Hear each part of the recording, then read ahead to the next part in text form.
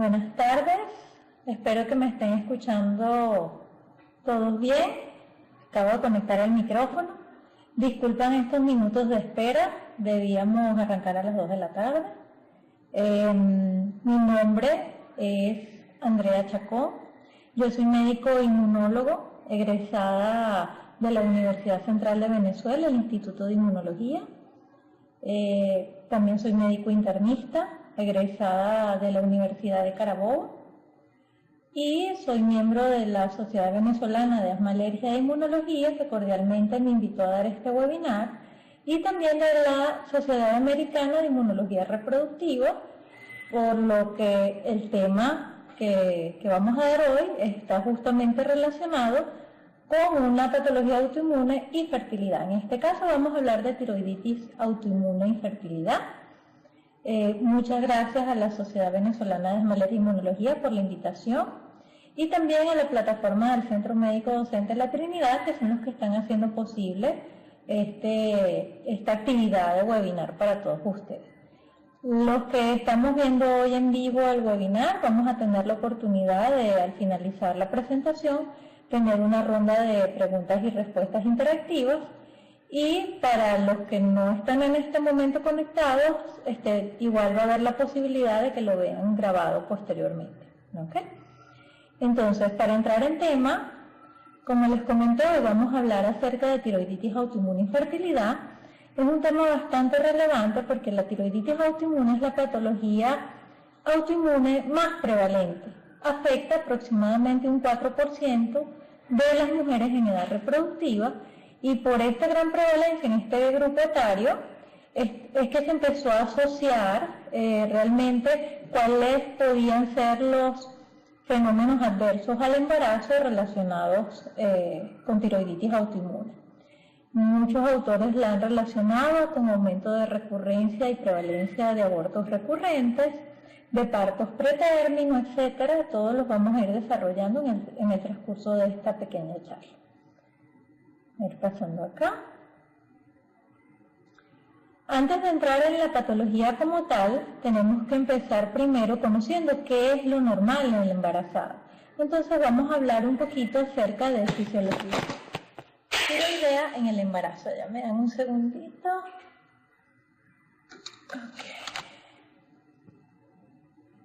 Ok. Entonces,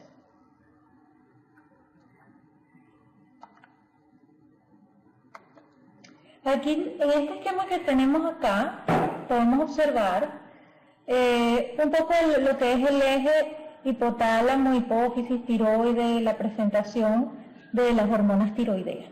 El 94% de las hormonas tiroideas que poseemos, son de las que produce la tiroides, es básicamente T4, por eso vemos la molécula de levotiroxina de T4 mucho más grande en proporción que la de T3. Que es aproximadamente un 6%. Este T4 puede por deodorinasas convertirse en T3. Cuando durante el embarazo se expresan estas deaminasas también en tejidos uterinos y placentarios, por lo cual de forma fisiológica también se aumenta un poquito la cantidad de T3. Ambos, tanto el T3 como el T4, se unen a proteínas que son los que las transportan en sangre. ¿Okay? Sin embargo, no son las formas que están unidas a la proteína, sino las formas libres, las que son capaces de ser transportadas a los tejidos para hacer la actividad. En el embarazo lo que vemos es que hay una mayor demanda de hormonas tiroideas como tal. Hay un aumento fisiológico de la proteína que la capta, por lo cual hay más T3 y T4 pegadas a la proteína que las que están libres.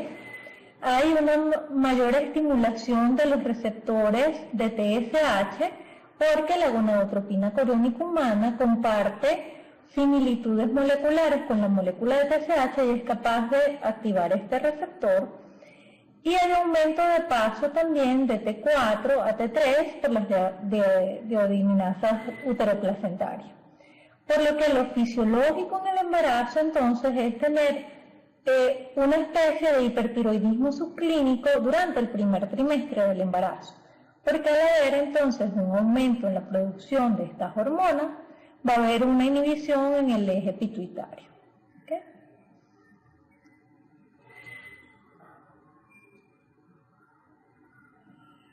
Acá tenemos entonces por qué los valores referenciales de hormona estimulante de la tiroides de TSH cambian durante el embarazo.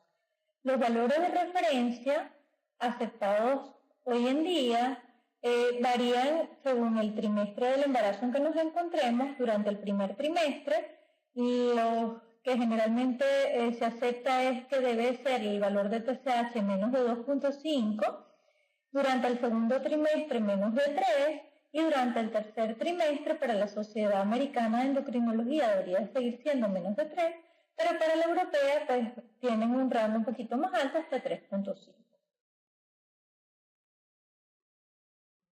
Ahora que ya sabemos qué es lo fisiológico, vamos a hablar un poquito acerca de lo que son las patologías tiroideas benignas en el embarazo.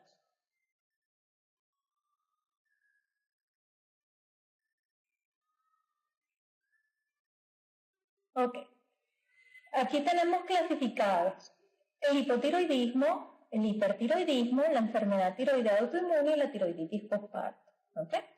En cuanto a las primeras, solamente les voy a dar algunos breves comentarios porque realmente queremos enfatizar la charla de hoy acerca de enfermedad tiroidea autoinmune y la tiroiditis postparto. ¿Okay?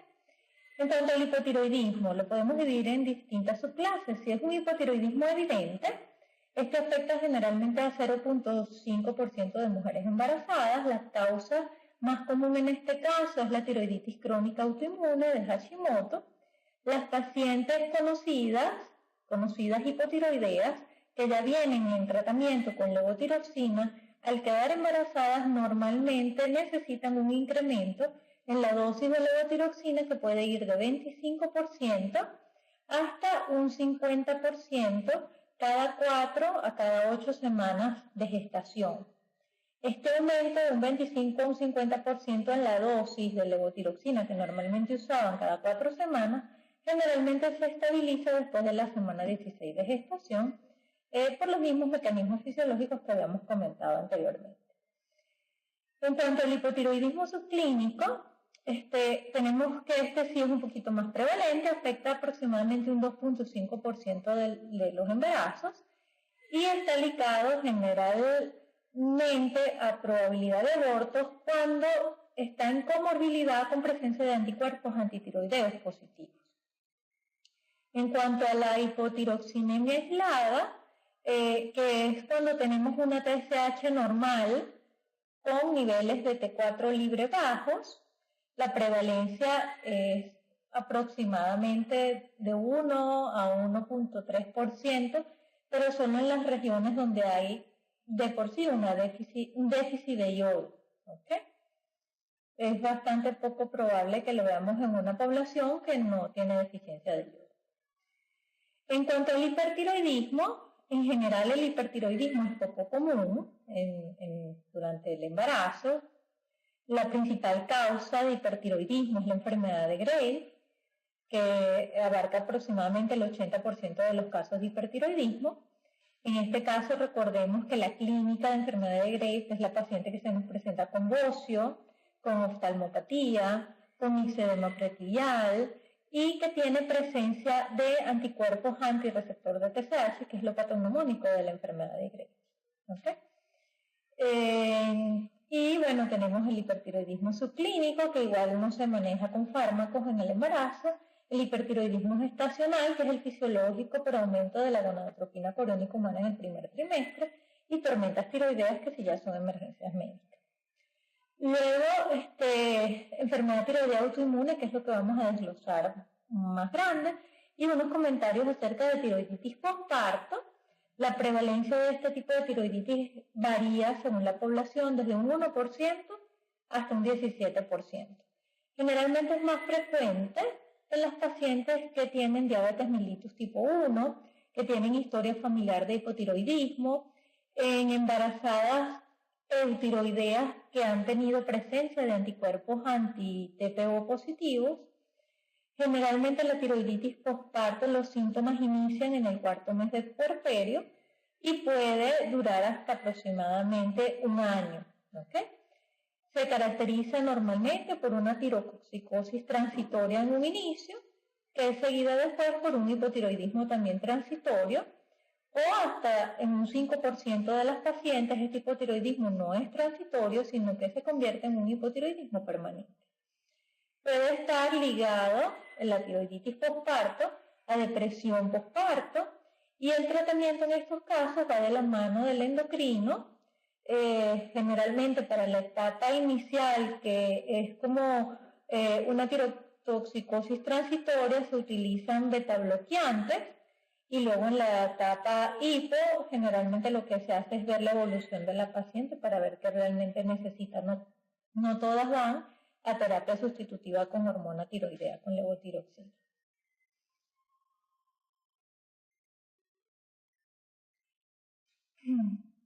En cuanto a la tiroiditis autoinmune, entonces vamos a hablar un poquito acerca de la inmunopatología.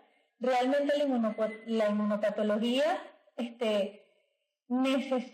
multigénica, necesita de presencia de factores ambientales, genes específicos tiroideos, disregulación en genes inmunorregulatorios, algunos factores HLA.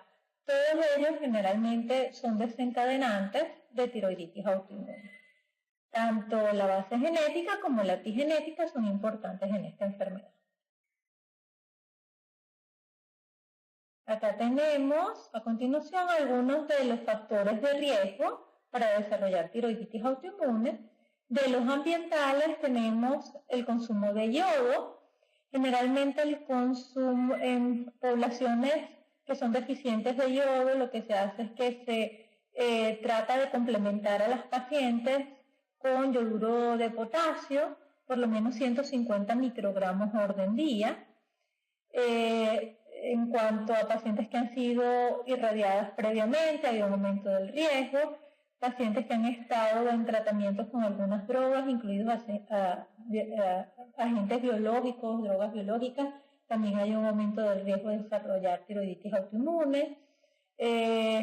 En cuanto al selenio y la vitamina D, las deficiencias de selenio y vitamina D, también hay muchos papers que los asocian. Generalmente, cuando hablamos de déficit de selenio, las dosis recomendadas para el tratamiento en la embarazada son de 200 microgramos al día. Generalmente se da por lo menos 3 veces por semana y de noche. En cuanto a la vitamina D, hablamos de déficit como tal, sin menos de 20 nanogramos por mililitro. En la paciente cuando hacemos el test de vitamina D sérica, y generalmente la complementamos entonces con vitamina D. Las dosis recomendadas varían entre 800 y 1000 unidades por orden día. Tenemos también otros factores endógenos como el sexo femenino, la paridad, la edad, algunos microquimerismos fetales, y finalmente los factores genéticos como anormalidades cromosómicas, algunos tipos de HLA y polimorfismo de nucleotídicos simples que también han sido relacionados con esta patología.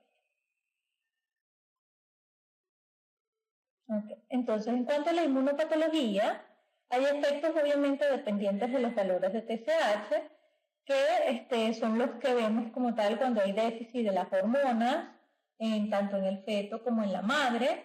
Eso sí, generalmente es manejado, son súper conocidos y manejados por endocrinología, pero también hay efectos que son independientes de los valores de TSH, o sea, de los autoanticuerpos antitiroideos per se.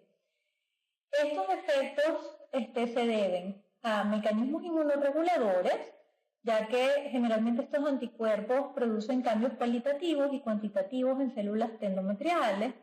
Esto se evidencia también que hay reducción de interleuquina 4, interleuquina 10 y aumento de interferón gamma, o sea, hay reducción de las interleuquinas que favorecen unas respuestas de células T reguladoras que son completamente viables para el embarazo, y un aumento de citocinas que más bien son proinflamatorias, que derivan en la posibilidad de estimular linfocitos T tipo más TH1, TH17, que son más proinflamatorias, que son más agresivas con el embrión, son embriotóxicas e impiden implantación.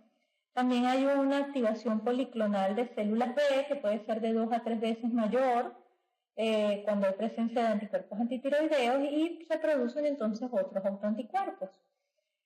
En más de 40% también aumenta en más de 40% la migración de células génicas citotóxicas que alteran la respuesta inmune y hormonal uterina. Y también como un mecanismo inmunorregulador se ha observado relación con deficiencia de vitamina D.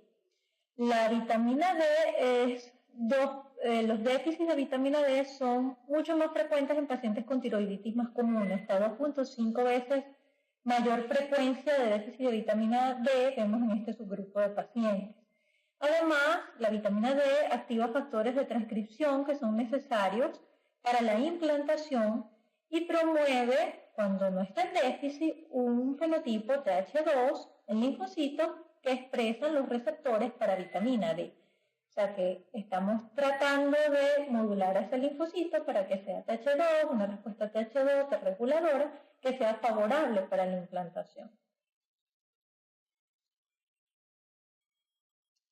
Como otros mecanismos, tenemos también reactividad cruzada con moléculas extratiroideas, ya que hay evidencia de que anticuerpos antitiroideos son capaces de unirse, por ejemplo, a zona pelúcida, a receptores de gonadotropina coriónica humana y a otros antígenos placentarios, disminuyendo entonces la capacidad de implantación, ¿okay? Por reactividad cruzada. Y coexistencia con endometriosis. En endometriosis es un caso especial, ha sido bastante estudiado la relación de tiroiditis autoinmune y endometriosis. Hay generalmente 7 veces más riesgo de presentar tiroiditis autoinmune en los pacientes con endometriosis, especialmente cuando se utiliza estimulación ovárica que aumenta los estrógenos circulantes que afectan la homeostasis tiroidea.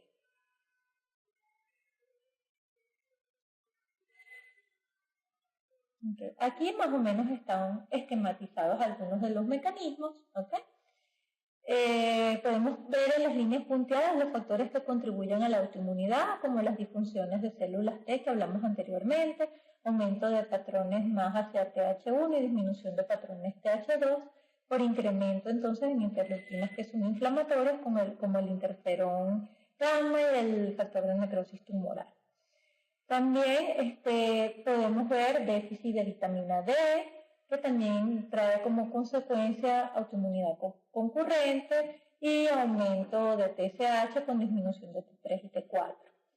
Tenemos también a los lados disfunción ovárica y útero hostil, que son dos grandes consecuencias de esta enfermedad. En cuanto a la disfunción ovárica tenemos varios factores, la disminución de T3 y T4, los déficits de vitamina D, la producción de autoanticuerpos que pueden ser autoanticuerpos propiamente tiroideos o autoanticuerpos no específicos, porque recuerden que estamos también estimulando al linfocito B para que de forma policlonal produzca también otros autoanticuerpos. Y generalmente todo esto se exacerba cuando vamos a protocolos de estimulación ovárica. Y se relaciona con síndrome de ovario poliquístico, que es lo que vemos como número 4 a mano derecha.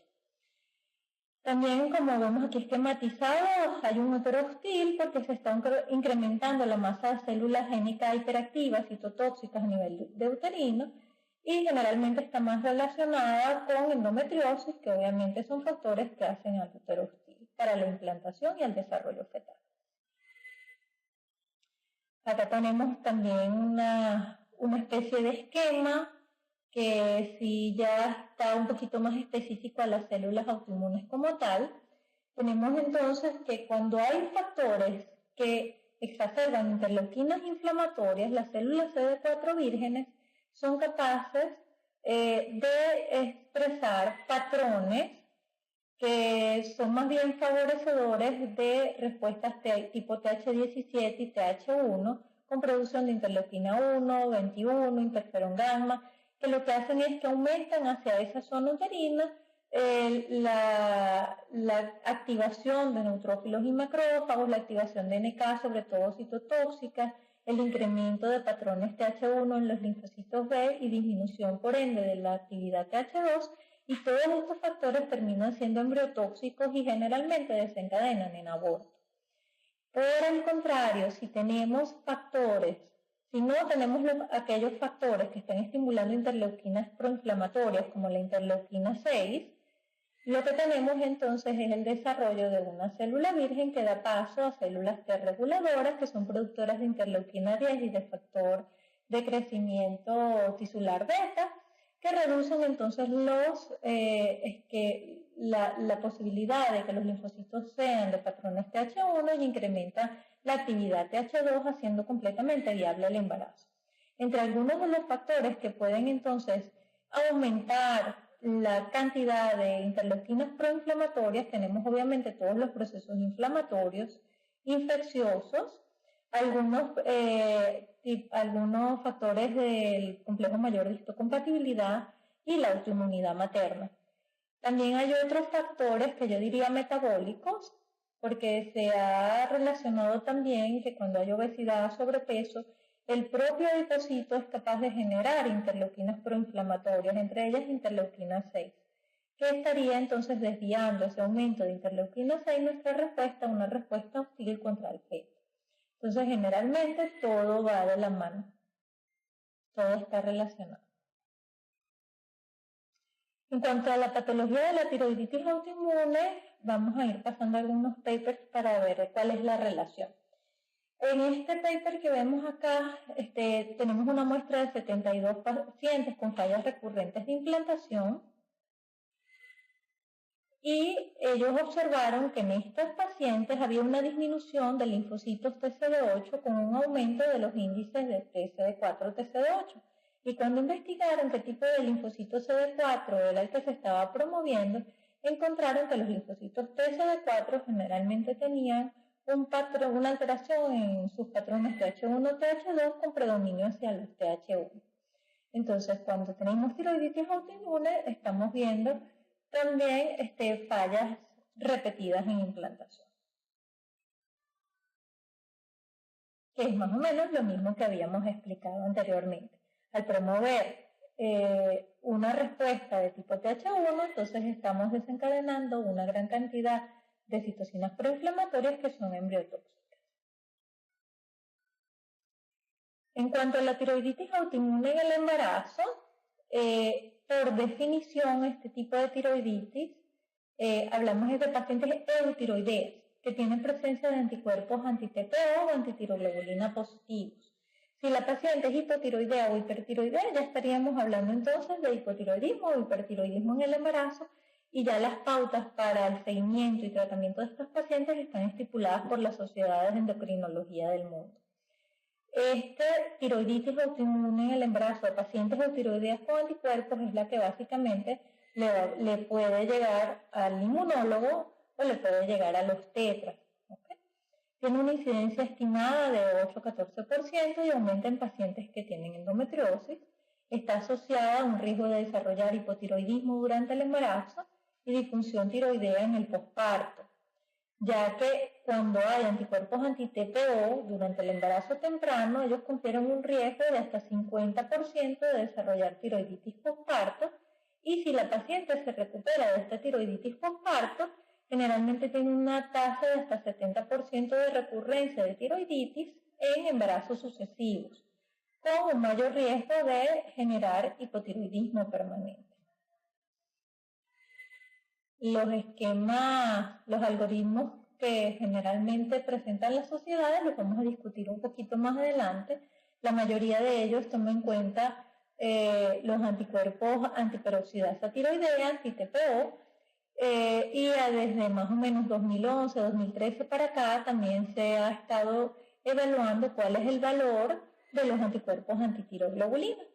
Aquí hay un estudio que estudió 992 pacientes, de ellas 163 pacientes que se correspondían al 16% de esta muestra tenían autoinmunidad tiroidea, y cuando desglosaron chequearon que anticuerpos anti-TPO solos tenían 4% de la muestra, antitiroglobulina solos un 5% de la muestra, y que generalmente la inmunidad era para ambos. la autoinmunidad era para ambos, o sea que había coexistencia de ambos autoanticuerpos. O sea que sí es relevante tomar en cuenta también entonces no solo los valores de anticuerpos anti-TPO, sino también de antitiroglobulina.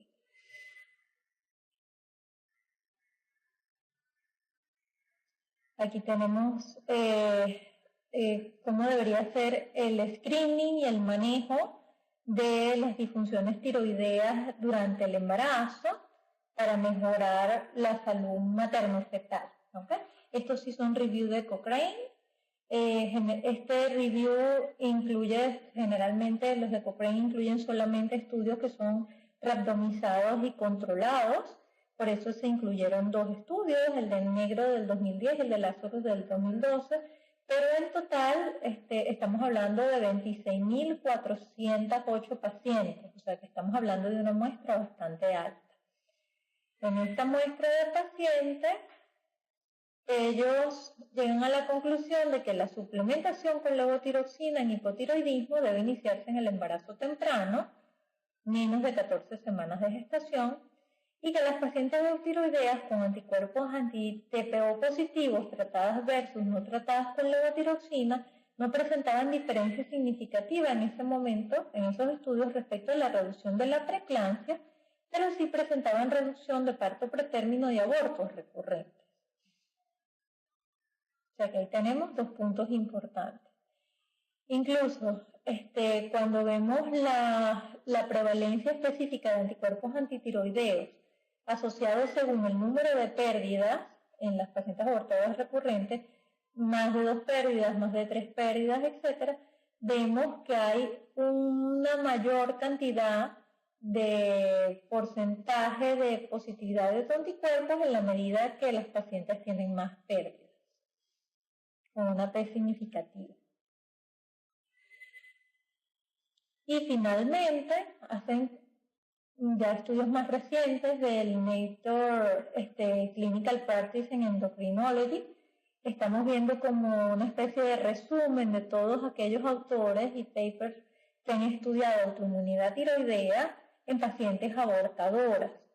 Y como vemos acá, los valores de P respecto a las que tenían autoinmunidad versus las que no tenían autoinmunidad, vemos que prácticamente todas las P son significativas.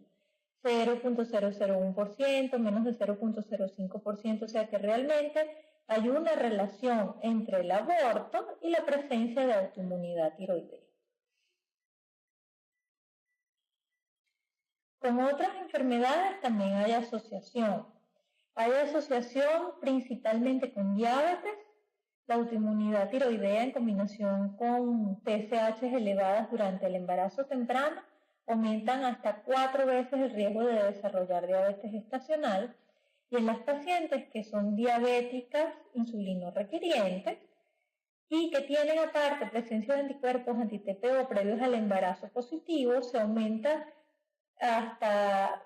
muchísimo el riesgo de pobre control metabólico y también se aumenta el riesgo de desarrollo de hipotiroidismo persistente.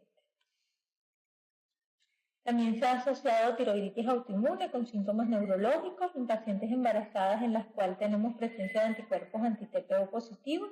Se ha reportado aumento de síntomas depresivos durante el embarazo y sobre todo en el posparto, con aumento de depresión, enojo, alteraciones del humor, independientemente del desarrollo de tiroiditis posparto, o sea, por el simple hecho de tener anticuerpos anti-TPO positivos. También la presencia de anticuerpos anti-TPO elevados entre la semana 16 y 20 de gestación fueron predictores de pobre destreza motor y desarrollo intelectual en edades tempranas, y la tiroiditis autoinmune materna también ha sido asociada con déficit de atención e hiperactividad en niños. Esos estudios todavía están en seguimiento. Tenemos también asociación con síndrome de ovario poliquístico. Aquí les traigo un paper referencial. Aquí se estudiaron los pacientes con síndrome de ovario poliquístico y la tiroiditis autoinmune fue 3.4 veces más prevalente en este grupo de pacientes con síndrome de ovario poliquístico. Ambas patologías comparten polimorfismos genéticos y suman efectos no favorables para fertilidad, por lo cual es importante que si estamos tratando a una paciente con síndrome de ovario poliquístico, se haga siempre despistaje de autoinmunidad tiroidea. sea, sus valores de anticuerpos antitiroideos y su perfil hormonal tiroideo. En cuanto a asociación con baja reserva ovárica, aquí les traigo un paper en el cual, bajo protocolos de estimulación ovárica controlada, tuvieron básicamente dos grupos. Uno, pacientes con antimuleriana baja, tienen pobre respuesta independientemente de si hay o no anticuerpos antitiroideos. La hormona antimuleriana es la que nos habla de la reserva ovárica. Si hay una baja reserva ovárica, independientemente de la presencia de anticuerpos antitiroideos, obviamente lo más probable es que ese protocolo de estimulación ovárica controlada sea fallido. Pero si tenemos el caso de pacientes con antimuleriana normal, o sea, en teoría una buena reserva ovárica, y presencia de anticuerpos antitiroideos positivos, se afecta la respuesta al protocolo de estimulación ovárica, al menos usando dosis estándar de gonadotropinas recombinantes. Si se aumenta la dosis de gonadotropina recombinante, puede que mejore un poquito la tasa de éxito del protocolo de estimulación ovárica controlada, pero entonces es muy importante que todos los pacientes, la recomendación es realizar antimuleriana y anticuerpos antitiroideos previo a los protocolos de reproducción asistida que ameriten hiperestimulación ovárica, antes de someter a la paciente a un tratamiento que probablemente tenga una alta tasa de ser fallido. Y tenemos también la relación de tiroiditis autoinmune con otros síndromes de poliautoinmunidad. Es importante, incluso en pacientes eutiroideas, el interrogatorio de otras enfermedades autoinmunes cuando encontramos anticuerpos antitiroideos en ellas, ya que hay otras enfermedades autoinmunes que pueden estar asociadas, como la diabetes mellitus tipo 1, el vitiligo, lupus, artritis, síndrome de Sjögren, esclerodermia, etc. Y muestran peor balance estas pacientes que tienen poliautoinmunidad, peor balance de factores humorales y celulares que son necesarios para implantación y desarrollo fetal. Entonces no nos quedemos solo con que tenemos la presencia de anticuerpos antitiroideos positivos, sino hagamos un interrogatorio un poquito más extenso para ver si esta paciente tiene únicamente una tiroiditis autoinmune o la tiroiditis autoinmune es parte de otro complejo de poliautoinmunidad o de síndromes de superposición inmunológica que obviamente van a agravar el panorama cuando de fertilidad se trata. En cuanto al diagnóstico, lo básico aquí en realizar el screening de anticuerpos antitiroideos y perfil hormonal tiroideo. Si es una paciente con historia de disfunción tiroidea, de tiroiditis postparto o de cirugía tiroidea, obviamente vamos a hacer el screening. Si hay signos clínicos sugestivos de disfunción tiroidea o de bocio, hay que hacer el screening. Si hay historia familiar de patologías tiroideas, también es necesario el screening.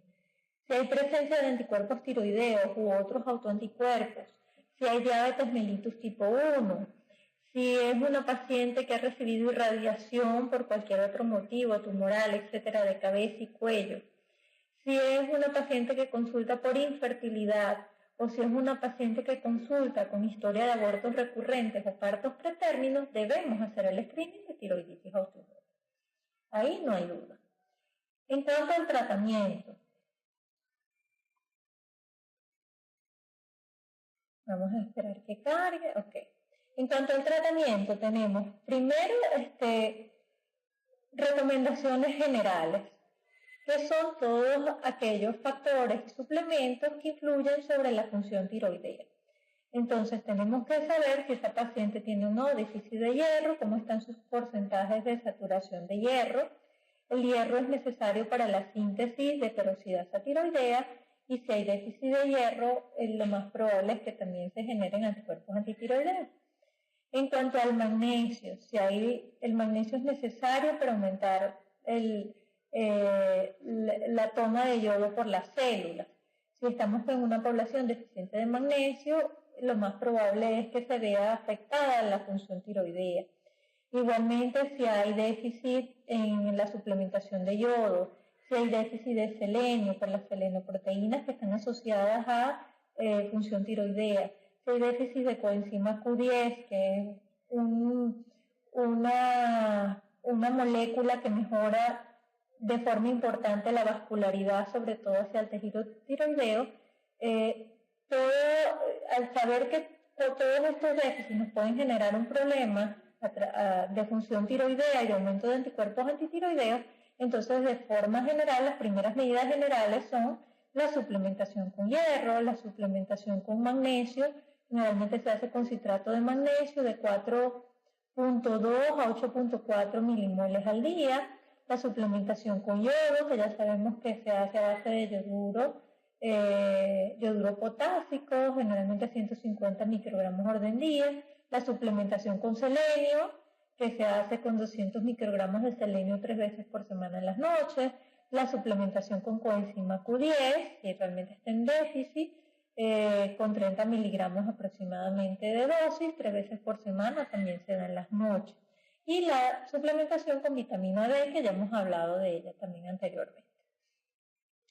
Eso como medidas generales, y después sí tenemos los guidelines de la Sociedad Americana para el diagnóstico y tratamiento de enfermedad tiroidea durante el embarazo y el posparto, la última actualización con el 2011, y qué es lo que nos recomienda entonces la Sociedad Americana. Vamos a ver aquí. Hay 2 recomendaciones muy puntuales. Primero, si es una mujer eutiroidea que no está recibiendo levotiroxina y tiene anticuerpos antitiroideos positivos, requiere monitoreo para hipotiroidismo durante el embarazo. Si la TSH sérica, lo ideal es que sea evaluada cada 4 semanas durante la primera mitad del embarazo y por lo menos una vez entre la semana 26 y 32 de gestación. Esto para las pautas tienen un nivel D de recomendación. ¿Okay? Otro punto que se toma en cuenta para esas pautas que son del 2011 fue la siguiente recomendación. Solamente un estudio randomizado y controlado demostró una reducción de tiroiditis postparto al dar terapia con selenio, por lo cual ellos no recomiendan la suplementación con selenio de entrada solo por tener anticuerpos antitiroideos positivos. Sin embargo, tiene un nivel C de recomendación. Son las únicas 2 pautas en cuanto a tratamiento como tal de pacientes eutiroideos con trastornos con positividad de anticuerpos antitiroideos. Después vienen los algoritmos de tratamiento en pacientes infértiles. Generalmente lo que se hace es chequear primero los niveles de TSH. Si la TSH está aumentada, o sea, si hay un hipotiroidismo franco, obviamente la paciente debe ir a terapia con levotiroxina. Si la TSH está normal, se chequea autoinmunidad. Si no hay presencia de anticuerpos antitiroideos, obviamente no se hace nada. Si hay presencia de anticuerpos antitiroideos y la paciente va a una hiperestimulación ovárica controlada, debe volverse a chequear otra vez la función tiroidea después de la hiperestimulación, porque tiende a empeorar después de la hiperestimulación.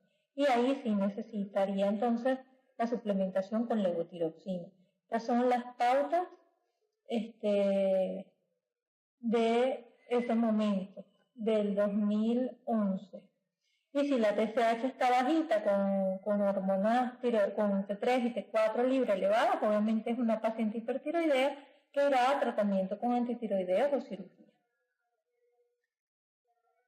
Después de que aparecieron esas pautas, otros grupos de estudios, sobre todo endocrinos, empezaron a ser un poquito más abiertos en cuanto al uso de levotiroxina, incluso si la paciente es eutiroidea, siempre y cuando hayan anticuerpos anti-TPO positivos, debido a que en la fisiopatología, como les comenté anteriormente, hay efectos de los anticuerpos antitiroideos positivos que son independientes del valor de TSH. ¿Okay?